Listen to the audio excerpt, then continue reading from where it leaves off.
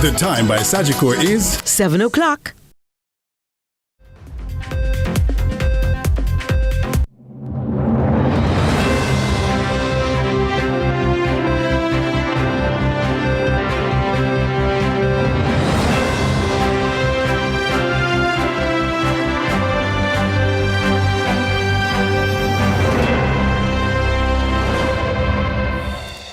Tonight in CVM News at 7, JCF promises transparency during transformation process.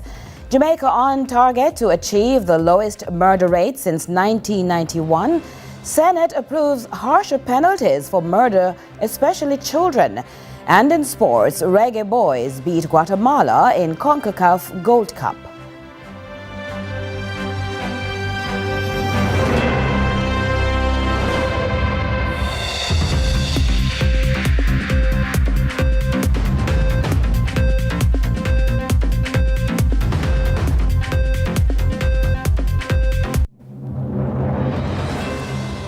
Hello from Kingston, Jamaica. This is CVM News at 7 for Saturday, June 21, 2025. I'm Curlin Brown.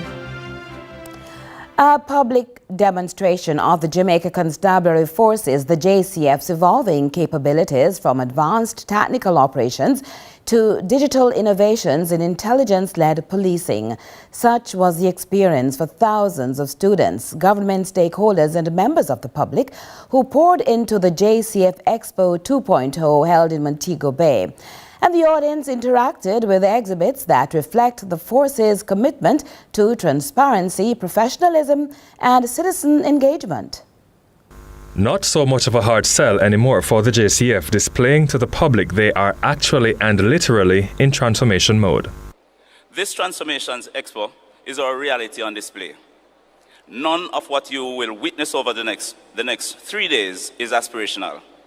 Everything you will see, touch and feel is happening now in real time across the ranks and formations of the Jamaica Constabulary Force. Their Transformation Expo being held in Montego Bay allows citizens to share in a more interactive experience of how they are using technology and where they intend to go in modernizing the force.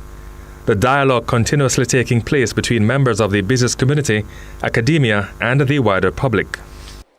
In a society where trust must be earned, we believe that this is not optional. It is essential.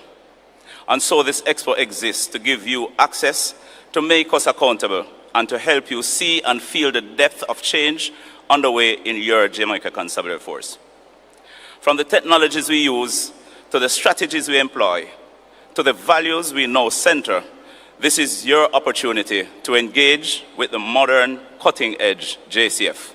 The JCF boss indicating that the organization is serious in not embarking on this journey to fail, disappoint themselves or those they are designated to serve. We are investing in our people by recruiting thousands of new members, by providing internationally accredited training and development force-wide, and by nurturing leadership, resilience, and purpose in each member. Ladies and gentlemen, we are raising the bar of the quality of service we deliver to you through our ISO 9001 certified quality management system, our professional training accreditations, and a renewed focus on service excellence. We are embracing the power of technology to build smarter, faster, and more responsive policing across the nation. The younger generation came out in their numbers and now, through exposure, have a greater understanding of the work the police do behind the scenes. From virtual reality simulations to displays of modern forensic technology, the expo offered a rarely seen glimpse into the tools and tactics shaping the next generation of Jamaican policing. Many were gripped by the mock drills and simulated responses that brought the realities of frontline policing to life. For me, it has changed my perspective, showing that it really takes a lot more work than I normally thought, and how the whole process of dealing with criminals, crimes, basically everything involving crime, it changes my whole perspective. It shows that there's a lot of work that is put in by the police force. The force we are building is defined by its intellect, its versatility, and its strategic depth. And so while we're known to be strong, resilient, and brave, we're also sharp, insightful, and forward-looking. Damon Phillips, CVM News. Meanwhile, the Minister of National Security, Dr. Horace Chang, says this is the safest Jamaica has ever been in 34 years, and by all indications, securing the nation will be made easier and guaranteed, providing that's the desire of every Jamaican. Now, while the impact of the reduction in major crimes is being felt locally, Jamaica is fast becoming the envy of other countries, as the good news is reverberating across the region. Jamaican government, through various deliberate crime-fighting strategies, now experiencing decline in the number of gangs and violent crimes across Jamaica. Fewer than 100 gangs remain operative in Jamaica, down from a peak of 350 in 2016. A 44% reduction in murders, 20% reduction in major crimes, and figures indicate the lowest major crime figures for the first quarter of this year, the lowest in 25 years. National Security Minister Dr. Horace Chang drew attention to the sustained impact of the JCF's reforms, noting that Jamaica has now seen 14 consecutive weeks of sub-15 murder counts, a figure once unimaginable in several high-risk communities. Today we can speak of a transformed Jamaica Constabulary Force because we're experiencing a sustained period of reduced violence, marked by 14 consecutive weeks since March 2025, with weekly murder counts below 15. 15 was a number that I can reflect on because that was a good number for a weekend in my constituency. Today we speak of 15 across the nation. Note also that for May of this year, traditionally one of the deadliest months, the lowest murders were ever recorded in over 20 years. Minister Chang says the country needs to give all the support possible to prevent a return of the bloodletting, which once crippled the nation and brought fear into the hearts of many. This current quarter, from April to June 2025, is on track to record the lowest quarterly murder figure since structured disaggregated data began to be collected by the force approximately 25 years ago, beating the previous record, the first quarter of this year. And based on current projection, Jamaica is expected to close this year with a murder rate of approximately 24 per 100,000. This would represent the lowest rate since 1991. It means that more than half our population, that is every person 34 years or older and younger, is now living in a Jamaica that is safer than any other time in their lifetime. These statistics aren't going unnoticed by the rest of the region. Your police force has shown us a way forward. Commissioner Blake and his team haven't just talked about transformation, they're delivering it.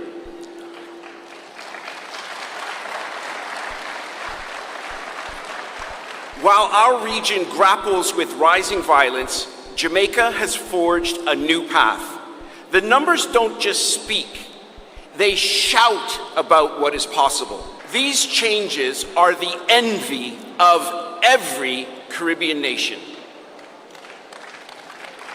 Indeed, any police force the world over would celebrate numbers like these. Simmons indicated that other countries can enjoy these results when the force is well led and sufficiently funded. He applauded the efforts of the JCF to build the trust of the citizenry as a way forward and encouraged stakeholders not to compromise the gains made. These are not those figures to be recited. They are historical benchmarks.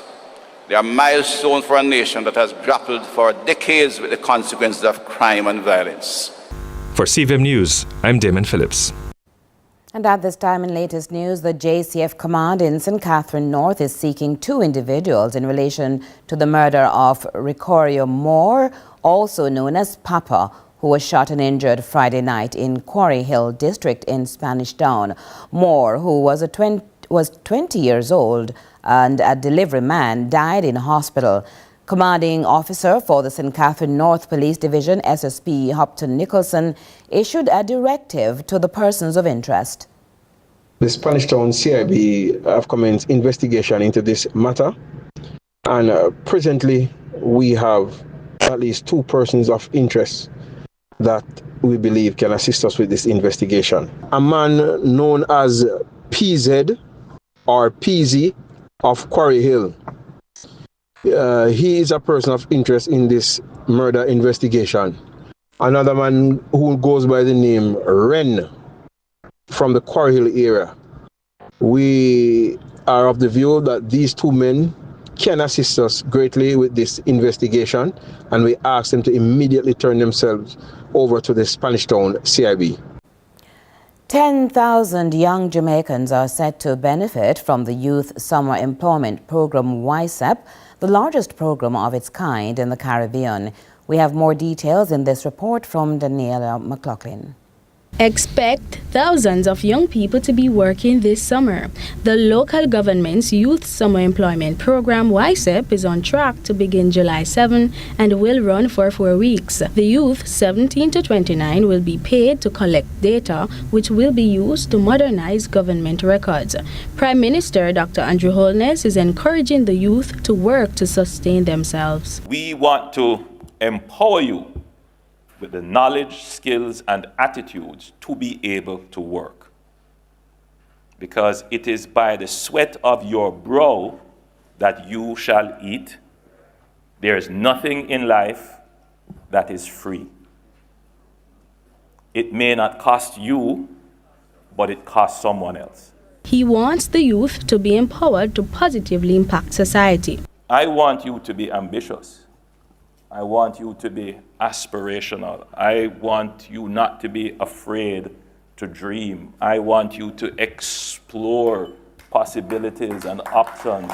I want you to disrupt the status quo and deliver new things and new value in the society. And they may be saying that the best way for me to use my time and get the fastest return is to get involved in a criminal activity. More than 90% of persons who are murdered in our country are males.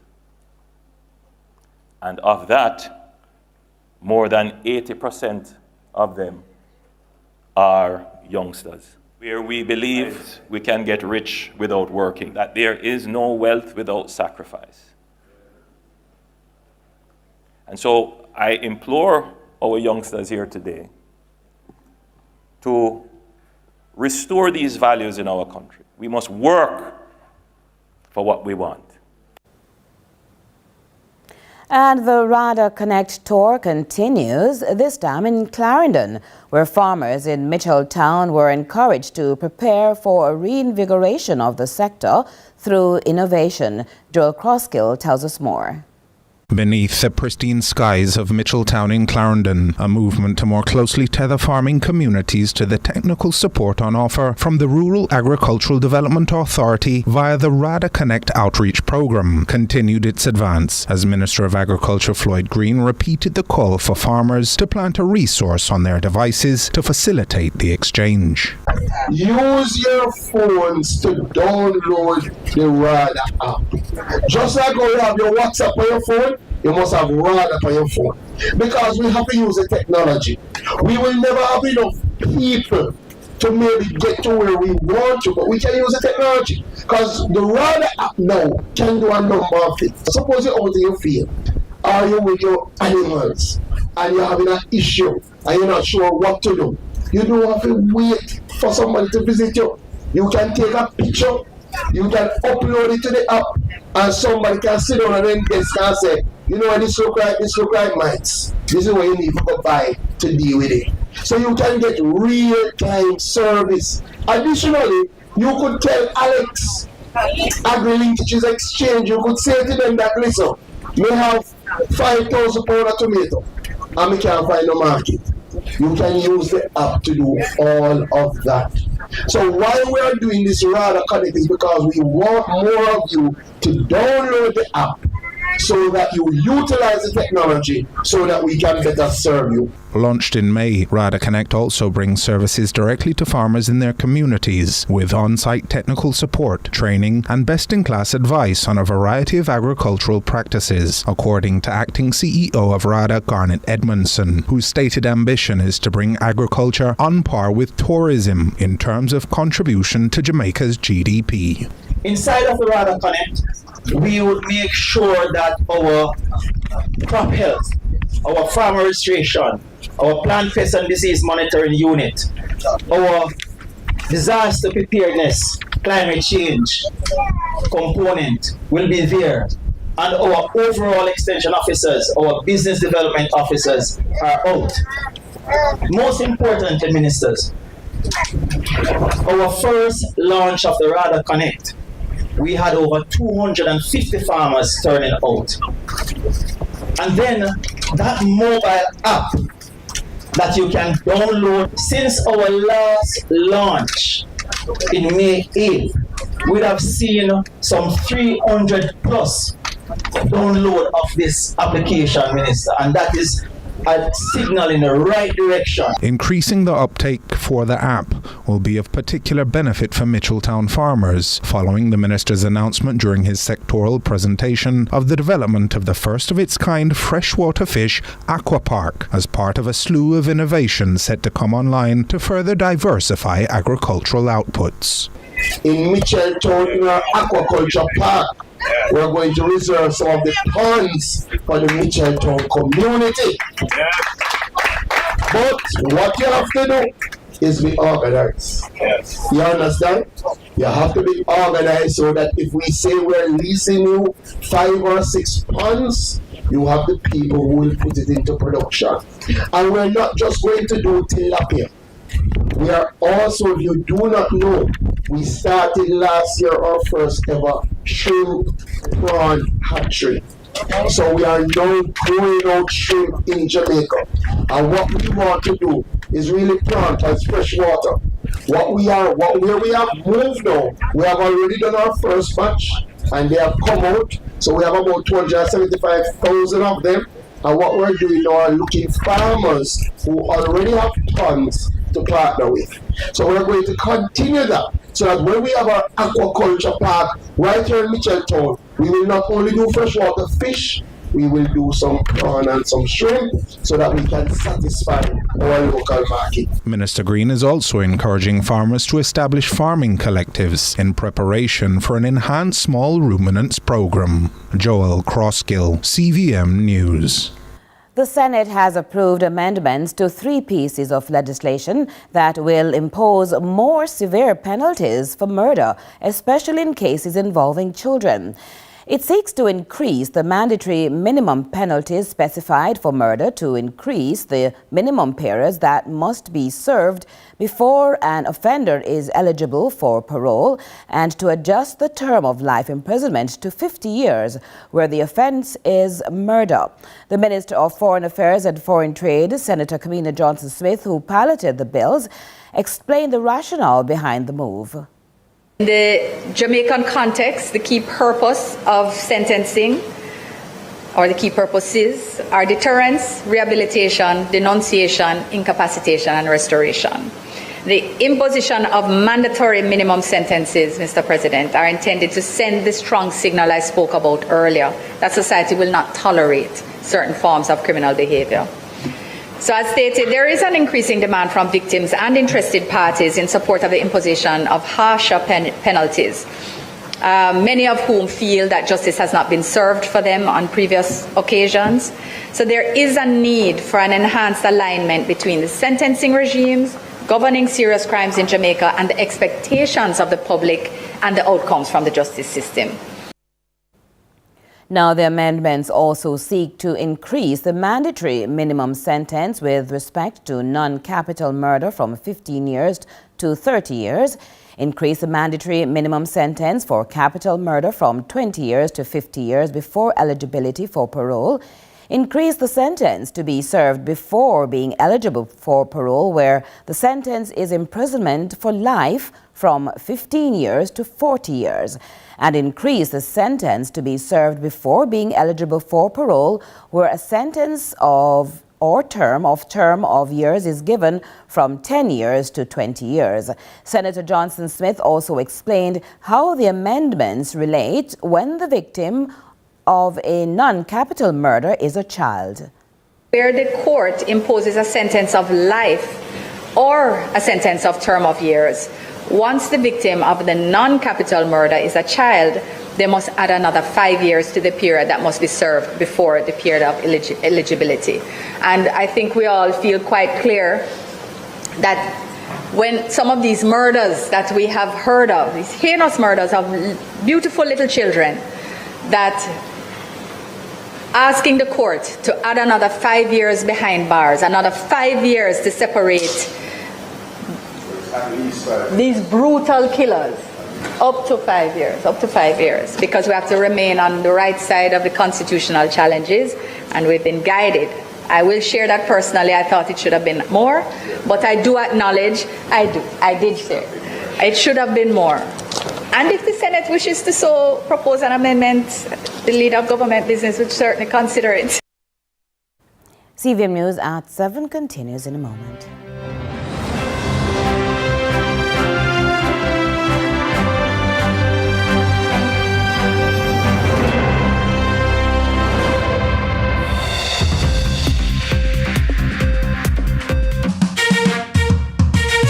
What you did for fun? Running. I love running. From I was a little girl, I remember that everything I do, I would run.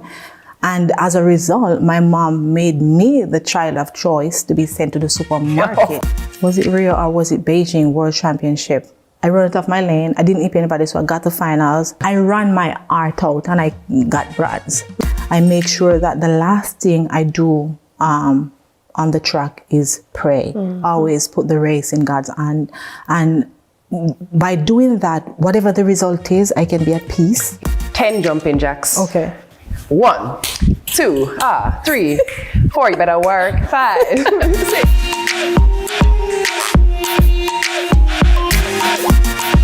Let's delve deep into the issues. We'll take you beneath the surface. Greetings and salutations. My name is Orville Higgins and it's another edition of Fan Central. Talking to the people at the heart of the top sporting stories. Hear from your favorite sportsmen and women and the administrators who work tirelessly to make it all happen. It's live sports talk. I've written an entire article. Yes. Looking at all the major issues every Tuesday at 9 p.m. It's Fan Central.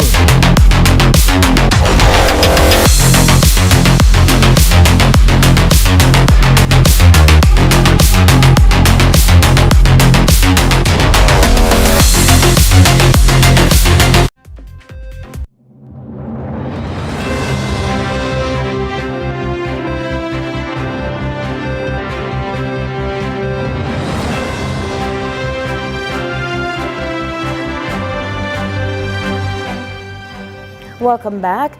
In a bid to help address the stigma surrounding mental health issues and men specifically, Inspire Jamaica continues a series of honest discussions with youngsters sharing their stories. Reach out and touch somebody's hand. Make this world a better place if you can. Just because society doesn't want to address mental illness doesn't mean that it isn't an issue.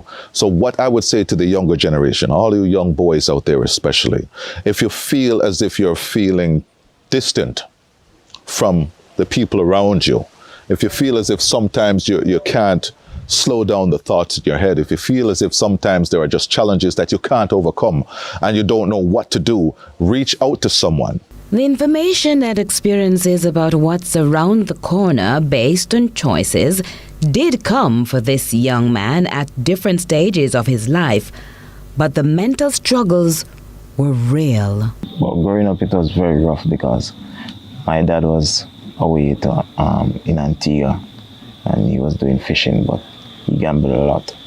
And when it's time for us to go to school, it's all on my mom. So like that now, I started to link heads with one of my cousins who brought me like on this path of smoking and drinking. Started smoking marijuana and drinking alcohol at a very young age. My first spliff that I got, first joint, was from one of my cousins. I was actually in grade 3 at the time. That's about 9? Yeah, around that year, 6, 7.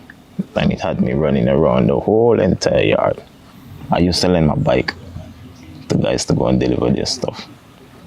And they would like bring back a portion to me for lending them the bike.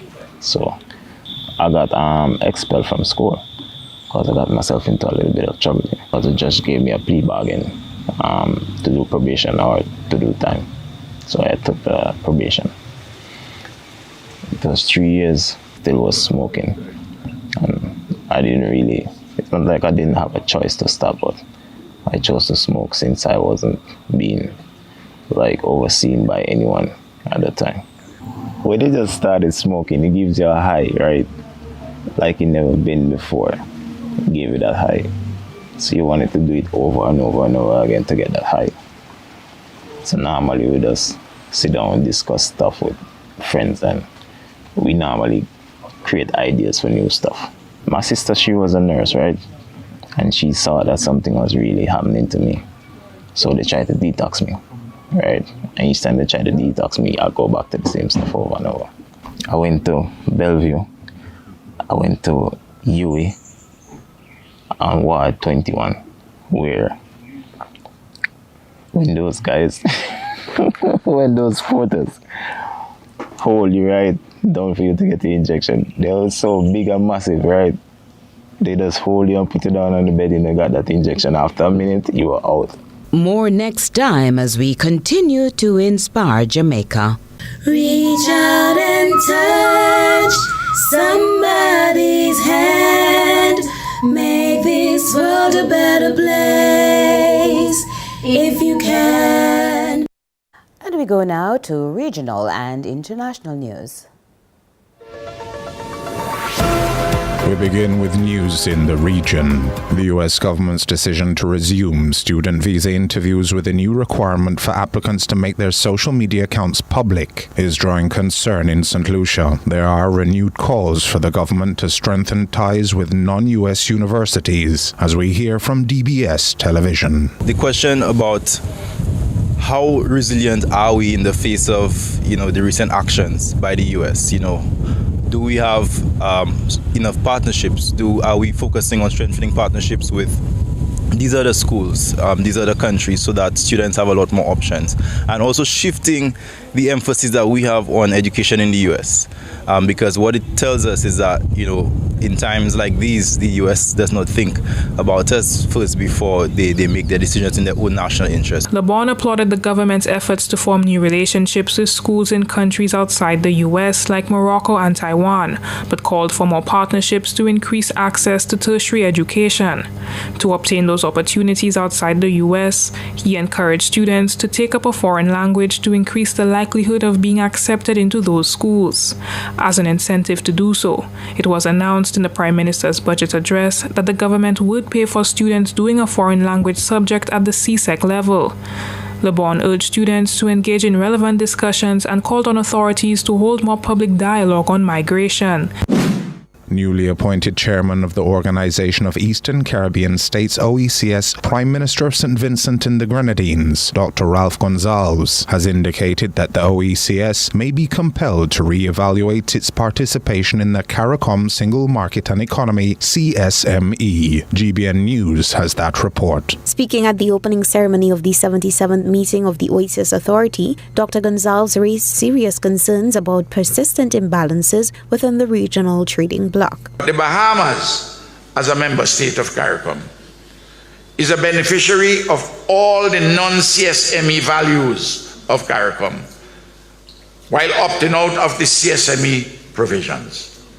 The OECS countries may well, most reluctantly, by force of circumstances, have to put on the table the continued relevance of our participation in the CSME, while of course remaining in CARICOM until the inequities referred to herein are satisfied. In that or any event, we are called upon to fortify evermore the OECS. Dr. Gonsalves cited systemic inequities as one of the main reasons why the OECS should consider such a move. He emphasized that when the OECS countries initially signed onto the CSME, it was with the understanding that there would be mutual benefits and equitable treatment among all member states.